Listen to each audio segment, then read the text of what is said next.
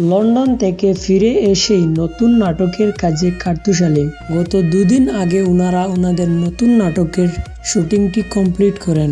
যদিও ওনাদের সেই নতুন নাটকটা কি উদ্দেশ্যে বা কোন টাইপের হতে চলেছে সেটা আমরা কেউই জানি না। তবে ওনাদের নাটক করার বা শুটিংয়ের ফটো ইত্যাদি দেখে বোঝা যাচ্ছে যে এই নাটকটা খুবই একটি স্পেশাল নাটক হবে।